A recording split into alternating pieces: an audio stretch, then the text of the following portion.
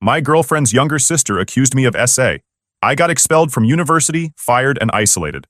9 months later, the truth came out and suddenly everyone's sorry, but I am done. Hey everyone! Before we jump into today's video, I need your help. We've noticed the channel is losing some traction, and subscribing is one of the best ways you can support us. It's quick, free, and it helps us keep bringing you awesome content. Your support means the world. Let's keep this channel growing together. Thanks so much. Now let's start the video. Hey Reddit. So this happened a few years ago, but I really need to get this off my chest. I was falsely accused just because I refused to cross a line. That wasn't the worst part. My parents didn't believe me. My girlfriend of 5 years blocked me everywhere and sided with her sister without even hearing me out. I lost everything. But 9 months later, the truth came out in a way no one saw coming. Here's what went down. I, 24 male, met my ex-girlfriend Caddy, 24 female, sophomore year of high school. Started as lab partners in chemistry, ended up dating 3 months later. By the time we graduated, we were that couple everyone assumed would get married someday. 5 years together, and I never once thought about being with anyone else. Our families meshed perfectly. Her dad, Steve, was the mechanical type, always rebuilding engines in his garage and teaching me stuff my own dad never could. I remember the first time he showed me how to rebuild a carburetor on his '67 Camaro. Took us an entire Saturday, but by the end of it, I knew more about cars than I'd learned in 16 years from my father. Her mom, Diane, treated me like another son, always making sure I took home leftovers and calling to check on me during exam weeks. My parents were the same with Caddy. Mom would take her shopping, and my dad helped her pick out her first car, a used Honda Civic with low mileage that he negotiated down by $1,500. We had holiday traditions, vacation spots, inside jokes, all the stuff that comes from being together through those formative years. We'd spend Thanksgiving with my family, Christmas Eve with hers. Every summer, both families would rent cabins at Lake Mitchell for a week. By junior year, Caddy had her own designated seat at our dinner table, and I had mine at hers. We went to the same university, state, about 2 hours from our hometown. It wasn't planned that way initially. She was considering coastal, about 5 hours south. But when I got a partial scholarship to state for computer science, and she got accepted to their education program, ranked third in the country, it just made sense. We didn't live together. She was in the education dorm. I was in tech housing. But we saw each other daily, had the same friend group, studied at the same coffee shops, and planned our future together. Our lives were completely intertwined. Her younger sister, Amy, was always on the periphery of our relationship. 3 years younger than us, she was just entering high school when Caddy and I were heading to college. At first, she was just the annoying little sister, always wanting to tag along. She'd interrupt our movie nights, accidentally walk in when we were making out, and ask a million questions about college during dinner. Standard little sister stuff. But something changed when she hit about 16. It was subtle but definite. The first time I noticed it was at Caddy's family barbecue the summer after our freshman year of college. Amy kept finding reasons to brush against me when she walked by. She'd ask me to help her get stuff from high shelves, even though her dad was taller than me. She'd wear these short shorts and bend over right in front of me to look for something in the cooler. I didn't think much of it. Figured it was just teenage awkwardness. Then it escalated. She started texting me directly, innocent at first, asking about homework or what Caddy might want for her birthday. But it shifted to more personal stuff. How her boyfriend didn't understand her. How guys her age were so immature. How she wished she could find someone like me. I showed Caddy some of the texts, trying to be transparent. She laughed it off. She's always had a little crush on you. It's harmless. It didn't feel harmless when Amy started showing up to parties she was too young for because she knew I'd be there. Or when she'd accidentally walk in on me changing at their house. Or when she'd wear increasingly revealing clothes around me.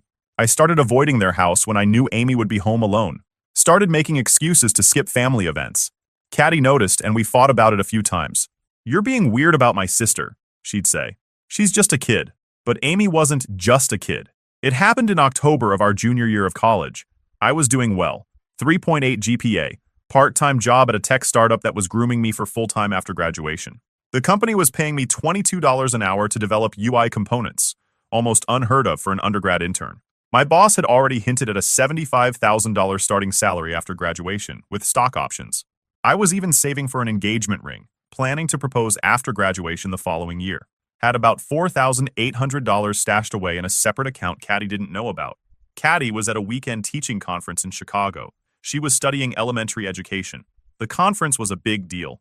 Only 5 students from state were selected to attend. She'd been preparing for weeks, making contacts with principals and district administrators who could help her land a good position after graduation. We'd talked about settling in the Riverside district, where starting teacher salaries were $52,000, and housing was still affordable. I wasn't planning to go to her parents' house that weekend, but Steve called Friday afternoon asking if I could help him install some storage shelves in the garage. Said his back was acting up and he could use an extra set of hands. He'd bought some heavy-duty steel shelving from Harbor Freight, the kind rated for 1,500 pounds per shelf. I'd always gotten along great with Steve, so I didn't hesitate. Headed over around 6 p.m., and we spent a few hours mounting the shelving units. Finished up around 9, and he offered me a sandwich and a soda before I headed out. Diane was at her sister's for the weekend, so it was just us and Amy in the house. I was halfway to my car when Amy came running out the front door. "Wait! My laptop is acting weird, and I have a huge paper due Monday. Can you look at it real quick?" Steve was right there and said, "Yeah, help her out before you go. You're good with that computer stuff." So I followed her back inside. She led me to the kitchen table where her laptop was set up. The issue was simple. Just needed to clear her browser cache and restart. Took maybe 10 minutes. As I was getting up to leave, Amy moved into my path. "Thanks so much," she said, standing way too close. "You're always so helpful." I stepped back. "No problem. Tell your dad I said goodnight." She stepped forward again. He went to take a shower. "We're alone down here." She put her hand on my chest and looked up at me with this practiced expression I'm sure she thought was seductive. "Amy, don't," I said, removing her hand. "This isn't appropriate." "Why not? I'm 18 now. It's not like it's illegal or anything. Because I'm with your sister. I love your sister." She moved even closer, backing me against the counter. "She doesn't have to know. I've seen how you look at me." "What? I don't look at you any way except as my girlfriend's sister. This needs to stop." That's when she tried to kiss me. I turned my head and pushed her shoulders to create space between us. "Back off. This is never going to happen." Her face changed instantly. The flirty smile disappeared, replaced by something cold and hard. "You think you're too good for me? That I'm just some stupid kid? This isn't about you. It's about me and Caddy. Caddy, Caddy, Caddy. That's all anyone in this family talks about. Perfect Caddy with her perfect boyfriend and perfect future. It makes me sick." I grabbed my keys from the table. "I'm leaving. Don't talk about this again." As I walked out, she called after me. "You're such a jerk. You'll regret this." I drove home thinking she was just embarrassed and lashing out. I even felt bad for her in a way. Planned to talk to Caddy when she got back, figure out a way to deal with the situation. I had no idea what was coming. My roommate, Tyler, woke me up the next morning. "Dude, your phone's been blowing up for like an hour. Someone's trying really hard to reach you." I grabbed my phone from the charger. 17 missed calls. Texts from Caddy, her parents, my parents, mutual friends. My stomach dropped as I scrolled through them. "How could you? Call us now. What the hell is wrong with you?" I called Caddy first. She answered on the first ring, her voice thick with tears. "Caddy, what's going on?" "Like you don't know. How could you, Marcus? With my sister? In my parents' house?" My blood ran cold. "Whatever Amy told you, it's not true. Nothing happened. She showed us everything. The texts from you. The bruises on her wrists. She told us how you've been coming on to her for months. How last night you forced yourself on her when Dad was in the shower. That's insane. I fixed her laptop and left. She tried to kiss me, and I turned her down. That's it. Stop lying. She has proof. The texts, Marcus. The texts you've been sending her for months." "What the heck? I never sent her anything inappropriate, ever. I saw them with my own eyes. Messages asking her to meet you, telling her what you want to do to her. They came from your number. They're fake. She must have faked them somehow. And I suppose she faked the bruises too? The ones in the shape of fingerprints on her wrists? The bruise on her back from where you pushed her against the counter?" My mind was racing. "Yes, that's exactly what she did. I can't believe I ever trusted you." Her voice was ice cold now. "Don't call me again. Don't text me. Don't try to contact me or anyone in my family. My dad's filing a police report right now." She hung up. I immediately tried calling back, straight to voicemail. I texted her. "Please, let me explain. This is a huge misunderstanding. I would never do this." No response. I threw on clothes and was heading to my car when my phone rang. It was my mom. "Marcus, where are you?" "I'm going to Caddy's to straighten this out." "No, you're not. You're coming home right now." "Mom, I didn't do anything wrong. Just come home. We'll figure this out." I drove to my parents' house in a daze. When I got there, both my parents were waiting at the kitchen table, faces grim. "What exactly happened last night?" my dad asked without preamble. I told them everything. The shelves, the laptop, Amy's advances, me turning her down. They listened silently. My dad sighed.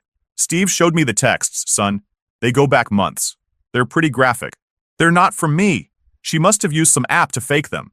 And the bruises? I never touched her. She must have done it to herself. My parents exchanged a look I'll never forget. Part concern, part doubt, part disappointment. The police want to talk to you, my dad said finally. I told Steve we'd bring you to the station ourselves. The police interrogation lasted 6 hours. Detective Reynolds, mid-50s with salt and pepper hair and zero patience, showed me printouts of texts supposedly from my number to Amy's. Sexually explicit messages going back 5 months. Photos I'd never seen before, edited to look like Amy and I were together. These aren't mine, I kept saying. I swear I never sent these. I never took these pictures. They didn't believe me. Reynolds kept hammering the same points. Why would she make this up? How did these messages come from your number? Why did you go to the house when you knew she'd be there? I tried explaining that her dad had called me for help, that I'd been avoiding Amy for months because of her inappropriate behavior. Reynolds just scribbled notes and exchanged looks with the female officer in the room. By the end of the day, I was formally charged with sexual assault of a minor. Amy had just turned 18, but some of the fake texts were dated before her birthday. They added charges of electronic solicitation of a minor and sexual harassment. My parents posted the $50,000 bail. The conditions: no contact with Amy or anyone in the Clark family. Surrender my passport, wear an ankle monitor, and observe a strict curfew. I was allowed to go home with my parents, but the nightmare was just beginning. State University didn't wait for a conviction. They suspended me pending a disciplinary hearing on October 27th, but that was just a formality. The outcome was predetermined. Dr. Chambers, the head of the disciplinary committee, had already made public statements about protecting students and zero tolerance. I was expelled the following week, my scholarships revoked. The tech startup fired me the same day they heard about the charges. My boss, Mark, who'd been mentoring me for over a year, didn't even call personally. HR sent an email terminating my employment, effective immediately. My keycard access was deactivated. My company laptop was remotely wiped, and I was told to ship it back in the prepaid box they'd send. My bank froze my accounts due to an investigation, which meant I couldn't even access the $4,800 I'd saved for Caddy's ring. Friends disappeared overnight. People I'd known since elementary school suddenly couldn't remember my name. Social media became a war zone. Half my notifications were death threats.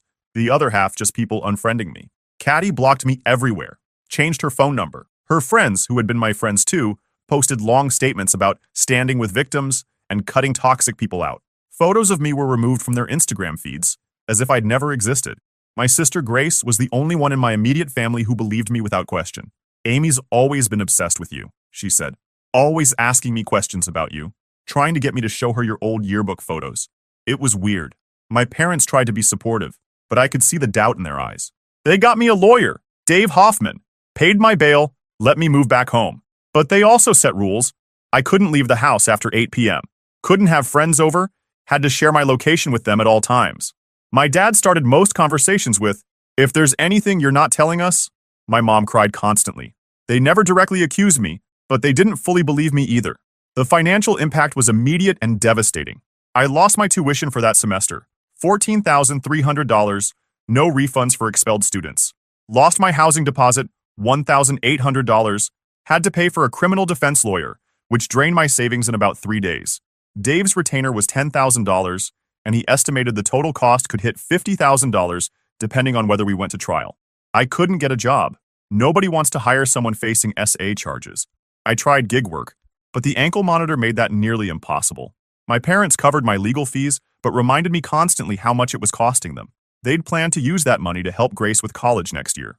Now they were talking about second mortgages and cashing out retirement funds.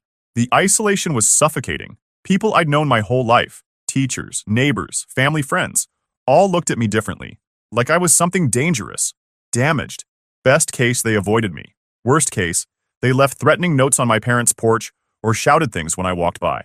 The only people who stood by me without question were Tyler, my former roommate, and surprisingly, Caddy's cousin Megan. Megan called me about 2 weeks after everything blew up. "I don't believe any of this," she said without preamble. "Amy's been jealous of Caddy forever, and she's always had a thing for you. She makes up stories all the time." "Like what kind of stories?" I asked, desperate for anything that might help my case. Like when she was 15, she told everyone she was dating this college sophomore who turned out to be completely made up. She even showed people texts from him that she'd clearly written herself. And last year, she claimed her math teacher was hitting on her, but it turned out he just gave her a bad grade and she wanted to get him fired. It helped to have someone from Caddy's family on my side, but it didn't change my situation. The prosecutor was pushing for maximum penalties. Dave was already talking about plea deals. "I understand you don't want to consider it," he said during one of our strategy sessions, "but I need you to know what's on the table. First-time offender, you're looking at a 5 to 7-year sentence if convicted on all counts. The plea would drop it to 3, with possibility of parole after 18 months. I'm not pleading guilty to something I didn't do," I told him. "Keep fighting." Months passed, and things only got worse. The preliminary hearings in November and December didn't go well. Judge Patterson, a stern woman in her 60s, seemed predisposed to believe Amy. Dave kept trying to get the text evidence thrown out, arguing they could have been falsified, but without proof of tampering, the judge allowed them. Amy's testimony in the January hearing was devastating. She cried at all the right moments, looked vulnerable and scared. She described months of grooming, how I'd slowly pushed boundaries, made her feel special, and then threatened her. How I'd grabbed her wrists hard enough to bruise when she finally said no, pushed her against the counter when she tried to get away. She was a terrifyingly good liar. Watching her, I almost believed it myself. Tyler testified as a character witness for me, but he hadn't been there that night. Megan wanted to testify about Amy's history of lying, but her parents threatened to cut her off financially if she got involved. My sister spoke about Amy's weird obsession with me over the years, but the prosecution painted it as a schoolgirl crush that I'd exploited. By month 4 February, Dave was strongly recommending a plea deal. "The text evidence is damning," he said. "The physical evidence supports her story. Her testimony is compelling. If we go to trial and lose, you're looking at 5 to 10 years. Take the deal. 3 years. Possibility of parole after 18 months. I'm not pleading guilty to something I didn't do," I told him. "Keep fighting." But even I was losing hope. The trial was set for July, 9 months after the incident. I'd spent those months living like a prisoner in my parents' house. No job, no school, no friends, no future. Some days I didn't even get out of bed. Depression hit me hard. I stopped eating regularly, stopped showering sometimes.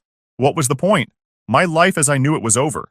Even if by some miracle I was acquitted, the damage was done. My reputation was destroyed. My career trajectory derailed. My relationship with Caddy, 5 years of my life, gone in an instant. The worst part was knowing she was out there believing I was capable of this. That after 5 years together, she could think I would do something so horrible that she didn't even question it. Didn't even give me a chance to explain. In March, about 5 months in, I hit rock bottom. Came close to ending it all. Had it all planned out. Tyler showed up unexpectedly that day. Found me sitting on my bed staring at a bottle of pills. He stayed with me for 3 days straight, barely sleeping, making sure I was okay. "We're going to beat this," he kept saying. "Something will break. The truth always comes out." I didn't believe him, but I went through the motions. Started showering again, eating regularly, going through the case files with Dave, looking for anything that might help. And then, in April, we got our first real break. Dave had hired a digital forensics expert named Kevin to analyze the text messages. Kevin was expensive, $375 an hour, but worth every penny. After weeks of examination, he found inconsistencies in the metadata, timestamps that didn't align, formatting differences that suggested the text had been manipulated. "It's not definitive proof of tampering," Dave warned, "but it's enough to create reasonable doubt about the authenticity of the evidence." We filed a motion to have the text evidence reconsidered. The judge granted it reluctantly. The prosecutor argued that the inconsistencies were just technical glitches, not proof of falsification. She brought in the county's IT expert, who testified that message metadata can sometimes appear irregular due to server syncing issues or app updates. But it was a crack in their case. A small one, but still. Around the same time, a girl named Olivia reached out to me through Tyler. She'd gone to high school with Amy, been friends with her briefly. Amy did something similar to my brother, she told me when we met at a coffee shop near campus. They worked at the same grocery store. She had a crush on him. He wasn't interested. She told everyone he groped her in the break room. Got him fired. He was lucky there were security cameras. Did she press charges? No, just spread rumors. But it was the same pattern. She was obsessed with him. He rejected her. She retaliated. Olivia agreed to testify about Amy's history of false accusations. It wasn't much, but it was something. In May, 2 months before the trial, Megan called with news. "Amy's story is changing," she said. I overheard her talking to my aunt. Some of the details are different now. The timeline, what exactly happened. I think she's worried about getting caught in inconsistencies. Dave filed for another discovery motion, requesting any new statements from Amy. The prosecution objected, but the judge ordered them to provide updated testimony. Sure enough, Amy's story had shifted. Now she claimed I'd been grooming her for over a year, not just months. Said the assault happened in the kitchen and continued into the living room. Said I'd threatened her multiple times after that night, which is why she waited until the next day to tell anyone. This is good for us, Dave said. Changing stories make for less credible witnesses. But we still had no smoking gun, no definitive proof that she was lying. The trial date was getting closer, and my future still hung in the balance. The summer crawled by. My ankle monitor chafed in the heat. My parents' house felt more like a prison with each passing day. The trial was set for July 17th, and as it approached, my anxiety spiraled. Dave was more optimistic than he'd been in months. The text evidence is questionable now. Her story is inconsistent. We've got character witnesses for you and testimony about her past behavior. It's not a slam dunk, but we've got a fighting chance. A week before the trial, I got an unexpected visitor. Caddy's dad, Steve, showed up at my parents' house. My dad answered the door and nearly slammed it in his face, but Steve begged for 5 minutes. They brought him to the backyard where I was sitting. He looked terrible. Didn't sit down. I need to ask you something, he said, his voice rough. Man to man, did you touch my daughter? I looked him straight in the eyes. No, sir. I never touched Amy inappropriately. I never sent her those texts. I never did any of the things she's accused me of. He studied my face for a long moment. There are some things that aren't adding up in her story. Things she said happened when they couldn't have. My heart raced. Like what? He shook his head. I can't discuss the details, but I needed to hear it from you directly. He left without another word. I told Dave about the visit immediately. This could be significant, Dave said. If her own father is having doubts, the jury might too. The day before the trial, the prosecutor called Dave with a new plea offer. 18 months, possibility of parole after 9, to be served in a minimum security facility. They're getting nervous, Dave said. They know their case has weaknesses. I turned it down. After coming this far, I was going to see it through. Either I'd be exonerated or I'd go down fighting. The night before the trial, I couldn't sleep. I sat on my parents' back porch until dawn, watching the stars fade and thinking about how different my life should have been. I should have been heading into my senior year of college. Should have been planning a future with Caddy. Should have been working towards goals and dreams, not fighting to stay out of prison for something I didn't do. When the sun came up, I showered, put on the suit Dave had brought me, and prepared to face whatever came next. The courthouse was packed. Local media had picked up the story. Small-town college student accused of assaulting girlfriend's sister. People love that kind of drama when it's not happening to them. I saw Caddy for the first time in 9 months. She was sitting with her mother in the gallery, behind the prosecutor. She didn't look at me. She'd lost weight, her cheekbones more prominent than I remembered. She kept twisting a tissue in her hands. Amy was there too, dressed conservatively, hair pulled back, looking young and vulnerable. The perfect victim. My stomach churned. She didn't look like someone carrying the weight of a massive lie. The trial began with opening statements. The prosecutor painted me as a predator who had used my relationship with Caddy to gain access to Amy, groomed her over time, then SA'd her when she finally rejected me. Dave countered with the story of a jealous younger sister who had manufactured evidence and accusations after being rejected herself. The prosecution presented their evidence first. The texts, photos of Amy's bruises, medical reports confirming the injuries were consistent with her story. Amy's tearful testimony, which she'd clearly rehearsed.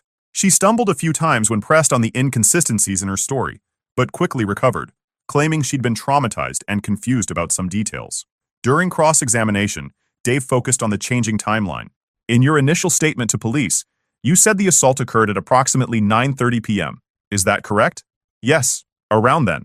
But in your revised statement from May, you said it started at 9:45 and continued until after 10 o'clock. Which is it? I told you I was traumatized. I didn't look at a clock during the assault. And in your first statement, you said the incident occurred only in the kitchen, but later you added the living room. Why the change? I was trying to forget parts of it. But in therapy, I've been working on facing the whole truth. She had an answer for everything. Our turn came on the third day. Dave methodically dismantled the prosecution's case. He presented the digital forensics report, highlighting the metadata inconsistencies in the texts. He called Olivia, who testified about Amy's previous false accusation against her brother. He called Tyler and other character witnesses who spoke about my relationship with Caddy, my general behavior around women, my character. Olivia's brother, Jason, flew in from Arizona to testify. He described in detail how Amy had pursued him, how he'd rejected her advances, and how she'd retaliated with false accusations that cost him his job. If there hadn't been security cameras in that break room, I don't know what would have happened to me, he said. On the fourth day, during a brief recess, Dave got a call. His face changed as he listened. We need to get back to the courtroom immediately, he said, already gathering his papers. When court resumed, Dave requested permission to introduce new evidence. The judge asked the nature of the evidence.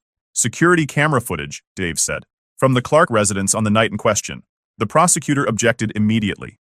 This is the first we're hearing of any security footage. This is clearly an attempt to ambush the prosecution. Your Honor, we only just received this evidence ourselves, Dave countered. Mr. Clark installed a Nest camera in his garage last year due to a series of break-ins in the neighborhood. The camera has a view of the kitchen door. Mr. Clark only recently realized it would have captured the defendant leaving on the night in question. The judge allowed it, over the prosecutor's continued objections. Steve was called to the stand to authenticate the footage. He wouldn't look at me or at Amy. Mr. Clark, why are you just now coming forward with this evidence? The judge asked. Steve cleared his throat. I didn't think about the camera initially. It uploads to cloud storage that I rarely check, but certain inconsistencies in my younger daughter's account made me go back and look. The footage was played for the court. It clearly showed me leaving through the kitchen door at 9:37 p.m. Amy followed me to the door, visibly angry but completely unharmed. No bruises on her wrists, no tears, no signs of distress. The timestamp matched exactly when she claimed I had assaulted her. The courtroom erupted. The judge called for order. Amy burst into tears. The prosecutor asked for a recess to confer with his witnesses. The judge denied it and instructed him to continue his cross-examination of Steve. Mr. Clark, is it possible this footage has been altered? No, Steve said firmly. It's uploaded directly to Nest's cloud servers. I accessed it using my account, downloaded it, and provided it to the defense exactly as it was recorded. The prosecutor tried a few more angles, but the damage was done. The video completely contradicted Amy's testimony about what happened that night and when. When court resumed the next day, the prosecutor announced they were dropping all charges. Just like that, it was over. The dismissal of charges didn't undo 9 months of hell. Didn't erase the damage to my reputation, my education, my career, my relationships. Didn't give me back the life I should have had. Amy faced consequences finally. She was charged with filing a false police report, falsifying evidence, and perjury. Being 18 and with the influence of her father's testimony on her behalf, she got a suspended sentence, probation, mandatory counseling, and community service. Nothing close to the punishment she deserved for what she put me through. The restitution the court ordered her to pay me, $7,500, was a joke compared to what this had cost me financially, let alone emotionally and psychologically. Steve and Diane divorced shortly after the trial. He couldn't forgive her for pressuring him to support Amy's lies, even after he started having doubts. He reached out to me once, about a month after the trial, to apologize. Said he should have questioned things sooner, should have checked the camera footage earlier. I appreciated the gesture, but it was too little, too late.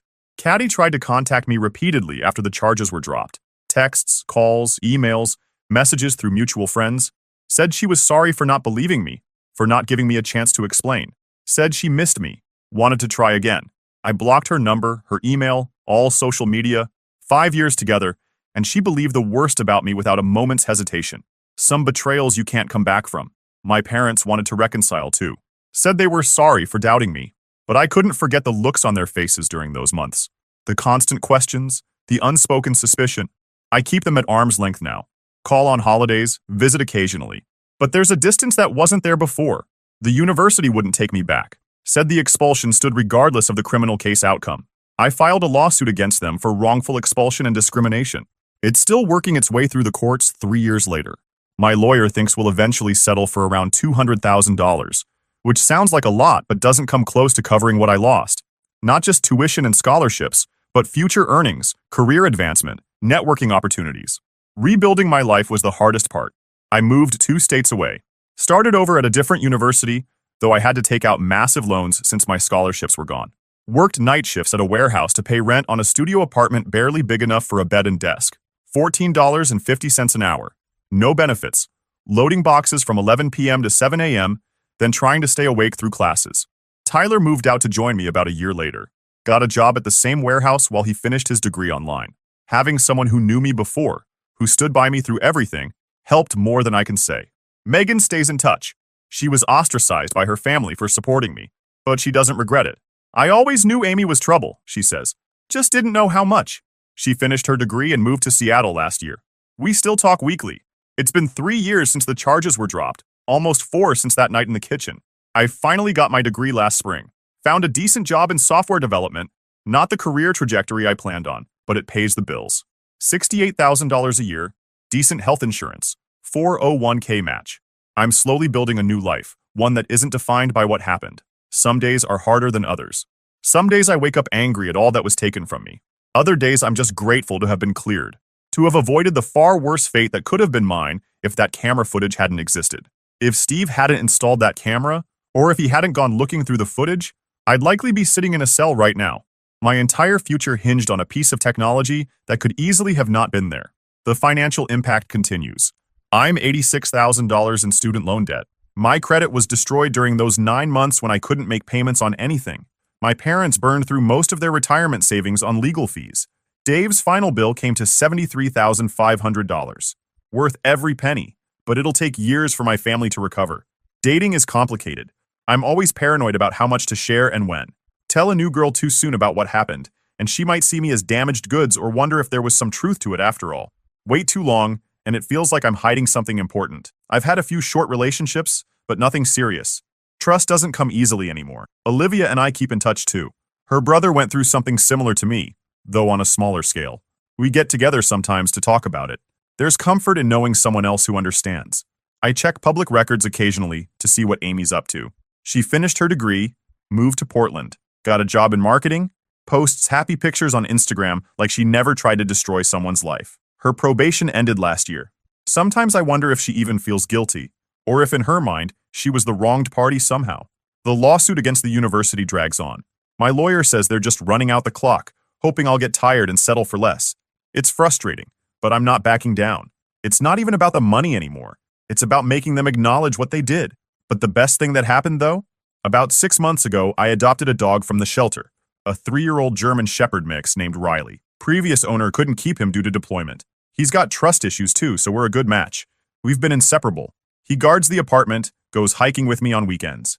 Best roommate I've had since Tyler. If there's a lesson in all this, I guess it's that you never really know people.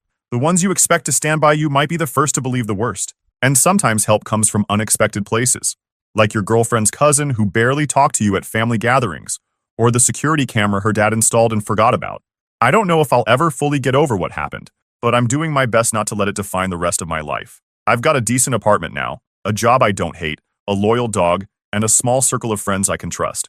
It's not the life I planned, but it's mine, and nobody can take that from me again.